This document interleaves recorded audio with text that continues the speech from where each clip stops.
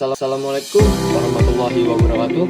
Selamat siang semuanya. Bersama saya di sini Rafa Islami Pasya dari SMK Yadika 13, siswa kelas 10 CKJ 1. Di sini saya, marilah kita sama-sama untuk mencari apa itu jejak digital dan dampak-dampaknya. Marilah kita cari di GPT.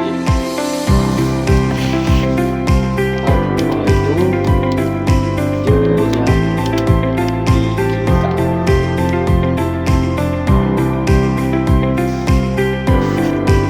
Kita bisa lihat di sini, jejak digital adalah jenis jejak aktivitas seseorang di dunia digital atau internet.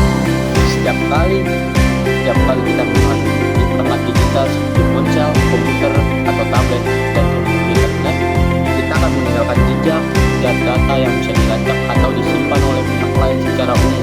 Jejak digital bagi jenis digital aktif ditinggalkan secara sadar oleh pengguna, contohnya mengunggah foto atau video di media sosial, menulis komentar di forum atau postingan, mengirim email, mengisi formulir. Jejak digital pasif pada ditinggalkan secara tidak sadar, contohnya adalah stasiun dan lokasi yang disimpan oleh otomatis oleh GPS, situs data kebiasaan browsing informasi perangkat IP address waktu akses lain. Dampak jejak digital adalah lumayan banyak ya guys. Coba kita cari dampak dari jejak digital. Dampak jejak digital.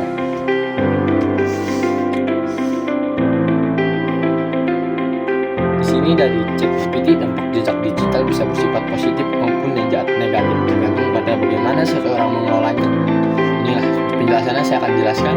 Dampak positif jejak digital: membentuk citra diri atau personal branding.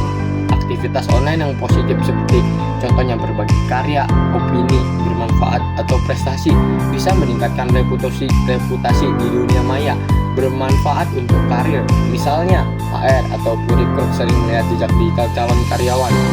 Contohnya seperti kita mau melamar kerja, tapi ada salah satu jejak digital kita yang lumayan bagus dan HR tersebut dia tertarik dengan kita karena jejak digital kita yang lumayan bagus.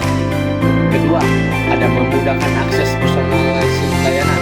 Platform digital bisa membentuk konten rekomendasi sesuai minat pengguna seperti rekomendasi film, musik, atau iklan. Memperkuat koneksi sosial dan profesional sebagai bukti atau dokumentasi. Jejak digital juga dapat kalian jadikan dokumentasi atau misalnya untuk keperluan hukum, akademik, atau pembuktian karya cipta. Yang ketiga, yang selanjutnya adalah dampak negatif dari jejak digital. Kehilangan privasi. Informasi pribadi bisa disebarkan atau dimanfaatkan oleh pihak lain tanpa izin. Misalnya iklan, penipuan, atau pencurian identitas. Cyberbullying dan reputasi buruk. Unggahan yang tidak pantas, komentar negatif, atau kesalahan masa lalu bisa berdampak pada citra diri seorang bahkan bertahun-tahun kemudian. Contoh dari yang kedua ini adalah reputasi buruk, yaitu sesuatu yang kita post. Misalnya sesuatu yang kita post di sosmed yang sangat negatif, dan jika walaupun kita sudah berubah, jika ada jejak digital kita, pasti reputasi kita masih dianggap buruk oleh orang lain yang tidak suka dengan kita. Yang ketiga ada pencurian data atau database, data login, foto, atau informasi keuangan bisa bocor digunakan untuk tindakan kejahatan digital. Yang keempat ada sulit dihapus sepenuhnya. Sekali data masuk internet, jejak digital sangat sulit dihapus seluruhnya karena bisa tersimpan dan atau dibagikan oleh orang lain. Yang keempat ini adalah contoh, misalkan kita ngepost foto, walaupun foto itu sudah kita hapus, tapi ada orang lain yang sudah mengunduh foto kita duluan, itu jejak digital tidak akan hilang dan akan ada di orang itu. Dan orang itu, misalkan orang itu tidak suka, akan berdampak sangat buruk buat kita. Contohnya adalah merusak reputasi nama kita. Yang kelima adalah manipulasi atau penilaian sepihak.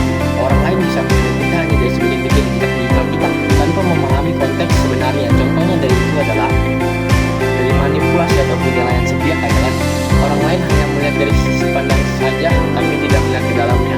Contohnya seperti misalkan saja saya kan seseorang ngepost foto yang sudah bertahun-tahun yang sudah dipost dia tapi tidak bisa dihapus jejak digitalnya.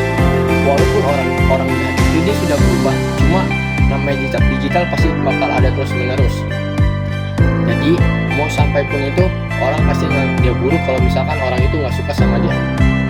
Kesimpulannya dari jejak digital adalah, marilah kita sama-sama dengan bijak meninggalkan jejak digital kita. Lebih baik kita meninggalkan jejak digital yang positif saja, jangan yang negatif. Karena yang negatif itu sangat berdampak buruk kepada diri kita sendiri. Marilah sama-sama jaga privasi kita bareng-bareng. Oke. Yang saya lakukan sini adalah kita melakukan dampak positif dari AI, yaitu ChatGPT. Kita mencari informasi lewat AI yang benar-benar saja. Jangan mencari informasi AI yang untuk melakukan yang tidak baik atau yang tidak seharusnya digunakan AI. Itu digunakan yang baik-baik saja, seperti kita sekarang. Kita mencari dampak dari jejak digital, mencari dalamnya apa itu jejak digital. Oke teman-teman, marilah kita bersama-sama untuk menjaga jejak digital kita agar privasi aman. Yang dari saya, mohon maaf jika ada salah kata.